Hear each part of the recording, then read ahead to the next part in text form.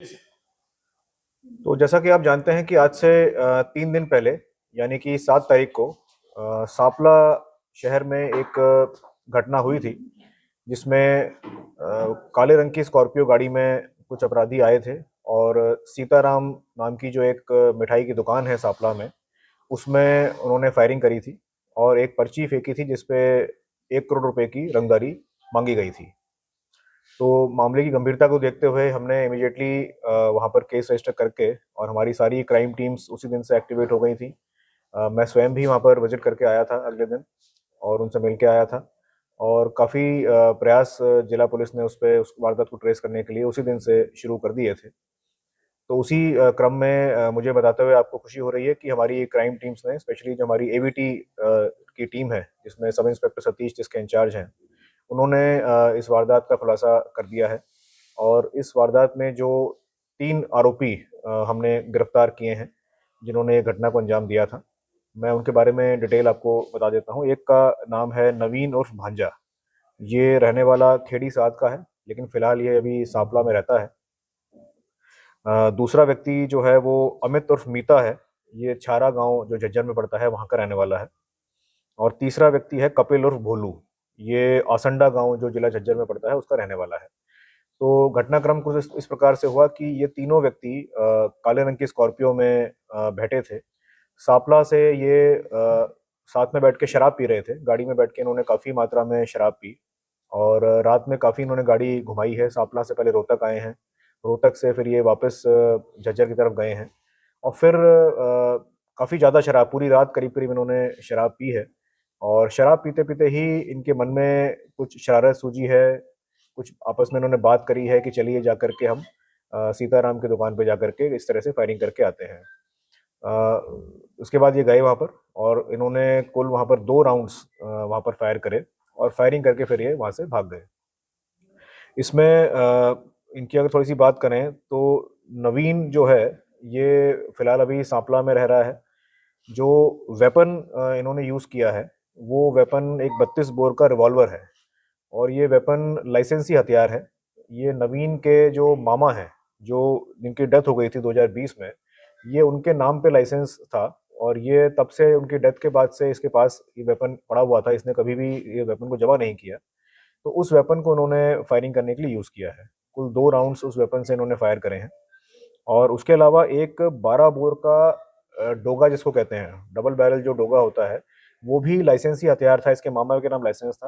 हालांकि उस दिन ये हथियार 12 बोर वाला वो नहीं साथ में लाए थे, लेकिन फिर भी जब हमने इनको गिरफ्तार किया तो इनके घर से हमें ये 12 बोर का जो डोगा है ये बरामद हुआ है। इसको हमने पुलिस ने अपने कब्जे में ले लिया है।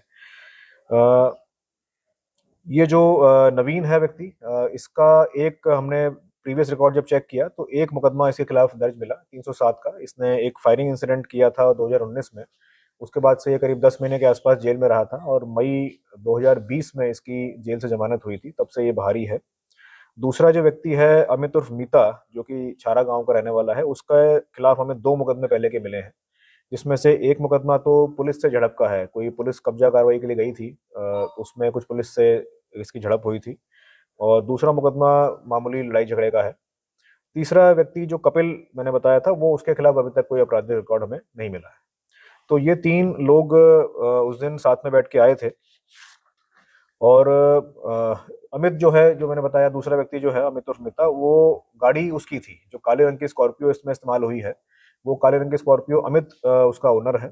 उसने हाल ही में करीब 2.5 महीने पहले उस गाड़ी को परचेज किया है और इसका एक सोनीपत स्टैंड पे इसकी पिज्ज़ा की दुकान है और एक दूसरी इसका एक होटल है सांपला में। और कपिल जो तीसरा मैंने बताया था वो पहलवान है। तो ये तीनों ने मिलके वहाँ पर शराब के नशे में ये शरारत इनके मन में आई थी। काफ़ी गहराई में हमने अभी पूछताछ करी है और अभी हम आज इसको माननीय न्यायालय के सामने पेश करके और हम एक रिमांड, पुलिस रिमांड लेने का कोर्ट से आग्रह करेंगे। जो वेपन अभी इन्होंने वारदात में इस्तेमाल किया है उसकी भी हम रिकवरी का प्रयास रिमांड के दौरान करेंगे। तो अभी तक की पूछताछ में कोई हमें इसका, इन लोगों के किसी बड़े गैंग से या कोई और किसी अपराध में संलिप्त होने का कोई सबूत या कोई जानकारी नहीं मिल पाई है। फिर भी अभी कुछ कहना जल्दी होगा क्योंकि अभी हम रिमांड लेंगे और गहराई से पूछताछ भी इसमें की जानी है। लेकिन अभी तक की प्रारंभिक पूछताछ में कोई किसी गैंग से संबंध या जो इन्होंने पर्ची फेंकी थी उसमें 2 अपराधियों का नाम उसमें लिखा था, उनसे कोई संपर्क भी होना इस तरह का कोई अभी तक सामने नहीं आया है। तो अभी तक की जाँच तो यही कहती है कि इन्होंने शराब के नशे में आपस में शरारत करने के लिए, और ऐसा भी कुछ नहीं समझ में आया है कि सीताराम हलवाई से इनकी कोई पहले की रंजिश हो या कोई पहले की दुश्मनी हो, ऐसा भी कोई नहीं सामने आया है। और इनके खिलाफ पहले कोई एक्सटॉर्शन के या इस तरह के आपराधिक मामले भी कोई दर्ज होते हमें नहीं रिकॉर्ड में मिले हैं। तो अभी तक की जाँच तो यही कहती है कि इन्होंने आपस में शराब के नशे में ये शरारत करने के लिए ये चीज़ करी है। तो फिर भी लेकिन अभी आगे और जाँच हम करेंगे, रिमांड के दौरान और गहराई से हम पूछताछ करेंगे। इस पूरे प्रकरण में अच्छी बात ये रही कि सांपला कस्बे में काफ़ी बहादुरी लोगों ने दिखाई। मैं जब वहाँ गया भी था अगले दिन, तो किसी प्रकार का भय का माहौल, जैसा कि अपराधी चाहता है कि भय का माहौल क्रिएट हो, वैसा माहौल क्रिएट नहीं हुआ था। अगले दिन, फायरिंग के अगले दिन भी दुकान पे ग्राहक आ रहे थे, दुकान चल रही थी, आस-पास की ब पूरे बाज़ार की दुकानें खुली थीं और पूरा जैसे बाज़ार में चहल-पहल रहती है, वो थी। किसी प्रकार का ऐसा भय का माहौल वहाँ नहीं नज़र आया, लोगों ने काफ़ी बहादुरी दिखाई। तो इससे मुझे पूरा विश्वास है कि जो अपराधियों के जो हौसले हैं, वो पस्त होंगे और लोग आगे भी इस तरह की जो वारदात कोई करेगा, उनको भी हम सख्ती से निपटेंगे।